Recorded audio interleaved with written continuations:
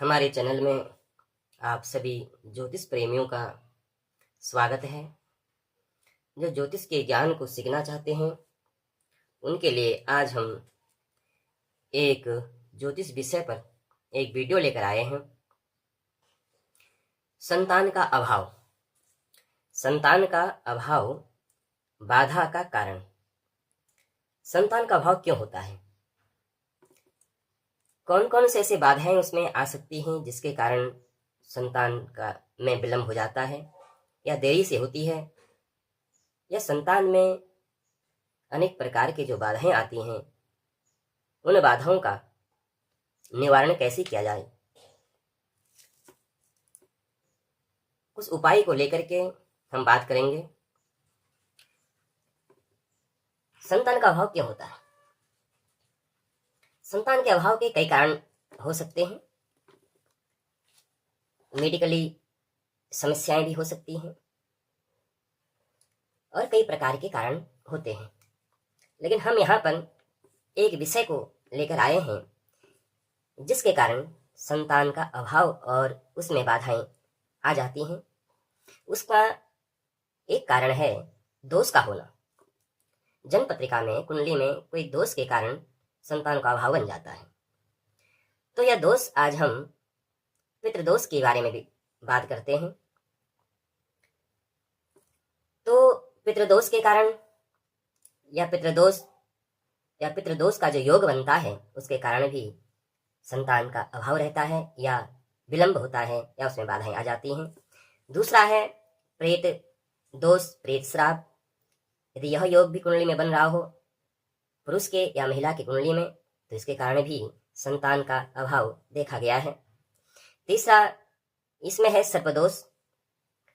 तो कभी कभी सर्पदोष के कारण भी संतान में विलंब होता है, अभाव रहता है, ऐसा जन्म पत्रिकाओं में देखा गया है और जिसका निवारण करने के बाद संतान की प्राप्ति हुई है। मातृदोष, मातृश्राप के कारण भी बाधाएं उत्पन्न हो जाती हैं और ब्राह्मण श्राप, ब्राह्मण दोष के कारण भी संतान का अभाव या विलंब, जिनका उपाय और निवारण करने के बाद संतान की प्राप्ति हुई है। और इसी में आगे छठे क्रम में हम देखते हैं कि देव दोष होता है। देवता का दोष, कुल देवता का दोष के कारण भी संतान का अभाव और बाधा विलंब हो जाता है। तो इन्हीं कारणों पर हम थोड़ा सा बात कर लेते हैं आज। जब लग्न के प्रथम भाव में, जब लग्न के, ये लग्न कुंडली है, एक वृषभ लग्न की कुंडली है, एक कर्क लग्न की कुंडली। हमें दो कुंडलियों पर उदाहरण हम आपको यहाँ पर बताने वाले हैं। तो जो पहला भाव होता है कुंडली का, इसे बोलते हैं लग्न। ये हुआ लग्न, ये पहला भाव लग्न कहा जाता है। लग्न के प्रथम भाव में यानी लग्न, इस प्रथम भाव में यदि सूर्य राहु की युति हो जाए, यदि मान जाए यहाँ पर सूर्य प्लस और राहु दोनों की युति बन जाती है, या सूर्य और शनि की युति बन जाती है, या चंद्र या राहु की युति बन जाती है, चंद्र या राहु की युति बन जाती है लग्न में, इनका योग बन जाता है। सूर्य राहु का योग बन जाए, सूर्य शनि का योग बन जाए, या चंद्र राहु का योग यदि लग्न में बन जाता है, तो जातक को ऐसे योग पितृदोष से संबंधित कुंडली बन जाती है। तो पितृदोष का योग बन जाता है, तो जिससे शारीरिक मानसिक कष्टों का सामना उसे करना पड़ता है। लग्नेश से छठे भाव में, लग्नेश यदि छठे भाव में बैठा हो, सातवें बैठा हो या आठवें बैठा हो, यानी लग्नेश छठे भाव में, सातवें भाव में और आठवें भाव में यदि स्थित हो, या 12वें भाव में स्थित हो, इन भाव में स्थित होकर के वह राहु से युक्त हो, राहु के साथ हो, तो भी पितृदोष कुंडली में बन जाता है। जैसे लग्नेश यहाँ पर क्या है, वृषभ लग्न है, वृषभ लग्न का स्वामी होता है शुक्र। शुक्र यदि छठे भाव में राहु के साथ बैठ जाए, स्थित हो, लग्नेश शुक्र सप्तम भाव में राहु के साथ स्थित हो जाए, लग्नेश शुक्र अष्टम भाव में, लग्नेश शुक्र यहाँ पर 12वें भाव में राहु के साथ यदि स्थित हो, तो ऐसे योग भी पितृदोष को के कारण शरीर कष्ट, दुर्घटना आदि का भय बना रहता है, ऐसी संभावनाएं बन जाती हैं। अब हम कुंडली के यदि दूसरे भाव में, कुंडली का जो दूसरा भाव है, इस भाव में यदि गुरु बृहस्पति और बृहस्पति के साथ राहु की स्थिति बनी हुई है, गुरु और राहु का योग द्वितीय भाव में बना हो, चंद्र राहु का योग बना हुआ हो, शनि चंद्र का योग बना हुआ हो, या सूर्य राहु का योग बना हुआ हो, या सूर्य शनि का राहु का योग बना हुआ हो, तो और द्वितीय जो है, द्वितीय जैसे यहाँ पर द्वितीय कौन है? बुध, क्योंकि मिथुन राशि है, मिथुन राशि का स्वामी बुध होता है, और द्वितीय बुध 6 भाव में, 7वें भाव में, 8वें भाव में और 12वें भाव में स्थित हो, तो फिर जातक को पितृदोष बन जाता है।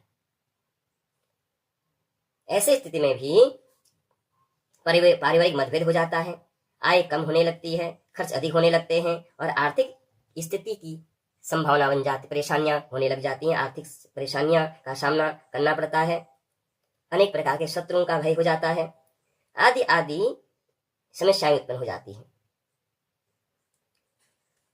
और यदि तो ये जो योग बनते हैं, ये श्राप, पितृदोष, ऐसी स्थितियों को पितृदोष माना जाता है, और जिनके कारण कई प्रकार की बाधाएं उत्पन्न हो जाती हैं। किसी जातक की जन्म कुंडली में यदि मातृ पितृ आदि अशुभ योग प्रकट हो जाते हैं, तो उस जातक के जन्म में अथवा पिछले जन्म में अपने पितरों का विधिवत श्राद्ध, तर्पण एवं ब्राह्मण भोजन, दान, दक्षिणा आदि न किए जा सके हों, तब जाकर के ऐसी स्थिति कुंडली में बन जाती है।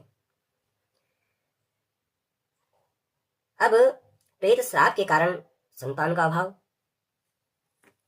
प्रेत श्राप के कारण संतान का अभाव, यदि लग्न में राहु, पंचम में शनि, प्रथम भाव में राहु स्थित हो, पंचम में शनि स्थित हो, और पंचमेश यानी जो पंचम भाव का जो पंचमेश और पंचम भाव का कारक गुरु अष्टम भाव में स्थित हो जाए, तो ऐसे योग जब बनता है तो उसे इस योग भी प्रेत योग बन जाता है। ऐसे योग को बनने वाला योग प्रेत योग कहा जाता है। कहा गया है लगनो राहु समायोगे पुत्रस्ते भानुनंदने कारिके नाथ अष्टमस्ते प्रेत सापात सुतस्यः।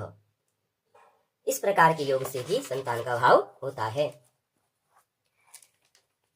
अब हम यहाँ पर आप इस कुंडली का उदाहरण लेकर के आपके सामने हम उदाहरण पर बात करते हैं। यहाँ पर कर्क लग्न की कुंडली है, तो इस कर्क लग्न की कुंडली में लग्नेश जो है चंद्रमा है, वह सप्तम भाव में बैठा हुआ है। दसम भाव का स्वामी मंगल पंचम भाव में बैठा है। यानी नियम है कि दसम भाव का स्वामी पंचम भाव में हो, दसम भाव का स्वामी पंचम भाव में हो, और पंचमेश भी पंचम भाव में स्थित हो। दसम भाव का स्वामी पंचम में हो और पंचमेश पंचम स्थान में ही हो, और लग्न पंचम भाव में राहु आदि कोई भी पाप ग्रह बैठा हो, तो ऐसे योग जो बनता है पितृ श्राप का योग बन जाता है, पितृदोष का योग बनता है। अब यहाँ पर लग्न में राहु तो नहीं है, लेकिन दसम भाव का जो स्वामी है वह पंचम भाव में बैठा है, पंचमेश भी। तो हम देखते हैं कि कर्क लग्न की कुंडली है, दशमेश मंगल पंचम भाव में, और पंचम भाव में राहु की युति है। पंचम भाव में राहु जो है पंचमेश और दशमेश के साथ की युति बना रहा है, यानी दसम भाव का स्वामी मंगल पंचम में बैठा है, पंचमेश स्वयं जो पंचमेश स्वयं मंगली है और राहु के साथ स्थित है।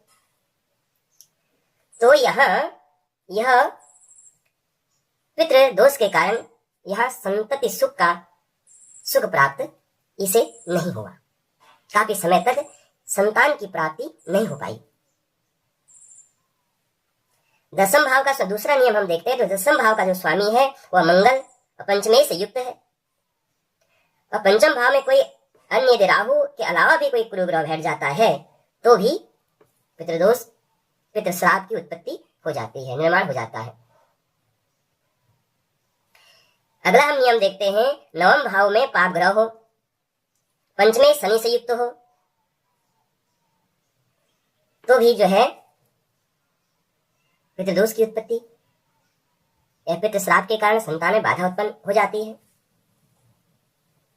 तो यहाँ पर जो इस योग के कारण इस कुंडली पर हमने जब विचार किया तो ये योग जब बन रहे थे और यहाँ पर जो है हम देखते हैं तो सप्तमेश लग्नेश सप्तम में, सप्तमेश जो है शनि द्वादश भाव में, तो इन योग के कारण इस काफी समय तक इसे संतान की प्राप्ति नहीं हुई, संतान सुख का अभाव हुआ। जब इस दोष का निवारण किया गया, इसका उपाय किया गया, तब जाकर के संतान की प्राप्ति हुई, संतान सुख प्राप्त हुआ। इसलिए हमने विचार किया कि इन दोषों के कारण भी संतान का अभाव होता है, जिसका उपाय और निवारण करने के बाद जो है संतान सुख प्राप्त होता है। अब यहाँ पर हमने एक दूसरा उदाहरण दिया है वृषभ लग्न का। ये वृषभ लग्न की कुंडली हमारे पास यहाँ पर है। तो यहाँ इस कुंडली के अनुसार हम देखते हैं, कहा गया लग्ने से दुर्बले पुत्रे पुत्रेशो भानु संयुते पुत्रे लग्ने वा पापयुते दृष्टे वा पितृशापाल सुतस्यः। यदि लग्नेश दुर्बल हो जाए तो यहां पर क्या हुआ कि 50 वर्ष विवाह के 50 वर्ष के बाद भी संतान की प्राप्ति नहीं हुई।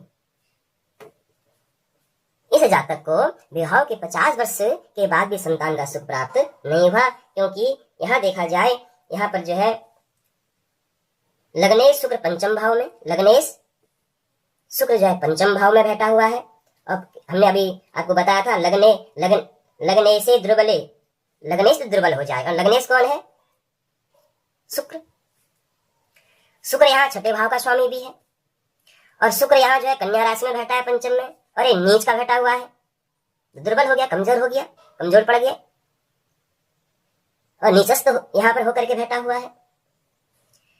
साथ में जो गुरु बैठा है, और गुरु जो है अपनी जो है शत्रु की राशि में बैठा हुआ है। और पंचमेश बुध सूर्य जो है, पंचमेश कौन है? बुध है। वह पंचमेश बुध सूर्य के साथ बैठा है, और सूर्य के साथ बैठा है तो यह यहाँ पर सूर्य से अस्त हो गया है। लग्नेश दुर्बल हो गया, नीच का हो गया, और पंचमेश यहाँ पर अस्त हो गया, और अस्त होकर के अपने द्वादश भाव से द्वादश होकर के पड़ा है, अपने भाव से द्वादश होकर के पड़ा हुआ है। तो ऐसी स्थिति यहाँ पर ग्रहों की बन रही है। लग्न पर पाप ग्रह मंगल की दृष्टि है। लग्न पर जो मंगल है सप्तमेश, क्योंकि यह छठे भाव में बैठा हुआ है, तो यहाँ से ये 1 2 3 4 5 6 7 8 अष्टम दृष्टि से लग्न को देख रहा है, जो कि पापी है मंगल। तो ऐसी स्थिति यहाँ पर यह कुंडली बन रही है, जिसके कारण यहाँ पितृदोष भी उत्पन्न हो गया। सूर्य पंचम भाव का स्वामी होकर के यदि 6 और 9 यानी कि त्रिकोण भाव में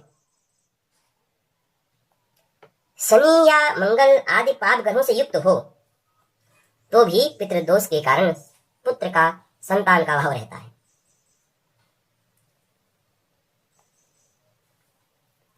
सूर्य पंचम भाव का स्वामी होकर के त्रिकोण में बैठा हो, त्रिकोण मतलब 9 पंचम भाव में बैठा हो, और यहाँ पर मंगल शनि आदि कोई भी पाप ग्रहों से युक्त हो तो भी जो है संतान का अभाव बन जाता है। यदि व्यय भाव में द्वादश भाव का स्वामी लग्न में हो, 8वें स्थान का स्वामी अष्टमेश पंचम भावस्थ हो, और 10वें स्थान का स्वामी अष्टम भाव में हो, तो भी पितृ श्राप से पुत्र संतान की हानि होने का योग बन जाता है। कहा गया है व्ययेश लग्न भावस्ते रंध्रे से पुत्र राशिके पुत्रस्थानाधिपे रंध्रे पितृशापा सुतोषयः। 10वें स्थान का स्वामी मंगल 10वें स्थान का स्वामी पंचम भाव में हो, और पंचमेश भी पंचम भाव में हो, तथा लग्न और पंचम भाव में पाप ग्रह स्थित हो तो भी पितृ श्राप से पुत्र हानि का योग बन जाता है। अगला नियम है कि यदि तुला अर्थात नीच राशिगत सूर्य पंचम भाव में हो, पाप ग्रहों से दृष्ट हो, पीड़ित हो, और नवांश कुंडली में भी सूर्य शनि आदि सूर्य जो है शनि की राशि में हो या तो पितृश्राप पितृदोष के कारण संतान को कष्ट प्राप्त होता है। कहा गया है पुत्र स्थान गते धानो नीचे मंदासकस्ते पाश्रियो कूर संबंधे पितृशापात् सुतक्षय। तो इस प्रकार से ये योग बन जाता है। और यदि दसम स्थान का स्वामी छठे भाव में, आठवें भाव में, 12वें भाव में बैठा हो, स्थित हो, तो पुत्र कारक ग्रह जो गुरु है वह नीच राशिगत हो या नीच राशि में हो तथा लग्नेश पाप ग्रह होकर पंचम स्थान में हो तो भी पितृश्राप से पुत्र का अभाव होता है। इस श्लोक से समझते हैं पितृस्थानाधिपे दुस्ते कारके पाप राशिके सह पापे पुत्र लगने से पितृशापात् सुतक्षयः। तो इस प्रकार से ये प्रेत दोष, पितृदोष और सर्प दोष, मातृ दोष और ब्राह्मण दोष और कुल देवता के दोष होने के कारण भी जो है यदि इनका दोष रहता है तो भी जो है संतान का अभाव हो जाता है। अब ब्राह्मण दोष के बारे में हम विस्तृत से फिर चर्चा करेंगे। कुल देवता के दोष, यदि लग्न भाव में पाप ग्रहों से दुष्ट हो, शनि छठे भावस्थ होकर सूर्य चंद्र बुध ग्रहों को विशेष दृष्टि से देखता हो तो कुल देवता का दोष के कारण जो है संतान का अभाव रहता है। दूसरा नियम है पंचमेश पाप ग्रहों से युक्त या दुष्ट हो, पंचमेश षष्ठे से युक्त या दुष्ट हो तो कुल देवता के श्राप आदि से संतान का अभाव रहता है। इसी प्रकार से पंचमेश गुरु से युक्त और सप्तमेश मंगल से युक्त हो तो कुल देवता के कोप से संतान की का अभाव देखा गया है। अगला नियम है पंचमेश मंगल से युक्त होकर के षष्ठे से युक्त या दुष्ट हो, शुभ ग्रहों से दुष्ट न हो तो शत्रुगत जो गुप्त शत्रु हैं उनके षड्यंत्र से संतान की हानि होती है। सूर्य शनि की राशि मकर या कुंभ में बैठकर पाप ग्रहों से युक्त या दुष्ट अथवा लग्न में पाप ग्रह हो तो भी देवीय प्रकोप से संतान की हानि होती है, अभाव रहता है। शनि और बुध छठे भाव में हो, लग्नस्थ सूर्य चंद्र क्रूर ग्रहों की दृष्टि हो तो भी कुल देवता या देवीय शाप के कारण संतान को कष्ट, अभाव या बाधाएं उत्पन्न होती हैं। तो हमने उपाय के बारे में आपको बताया था, हम इनका निवारण बताएंगे।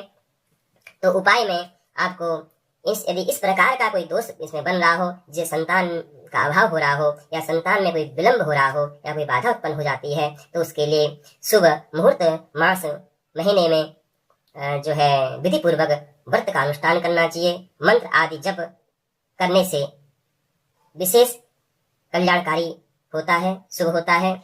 संतान गोपाल स्तोत्र का पाठ, जप और श्री हरिवंश पुराण की कथा, गाय का दान आदि करने से भी इन दोषों का निवारण हो जाता है। पुत्रदा एकादशी आती है, उसका पति पत्नी दोनों व्रत का अनुष्ठान करेंगे तो उससे भी जो है दोषों का निवारण होता है। और सोमवती अमावस्या एवं अमावस्या में तीर्थ स्नान करना, गंगा प्रयागराज में या ब्राह्मण भोजन या अन्य शुभ कार्य का विधान करने से, पितरों का तर्पण करने से आदि बहुत सारे उपाय होते हैं। कौन से दोष में क्या उपाय करना चाहिए, ये उचित राय परामर्श विद्वानों से ले लेना चाहिए। वंश वृद्धि के लिए वंश कवच, स्तोत्र आदि का पाठ और बहुत सारे उपाय हैं।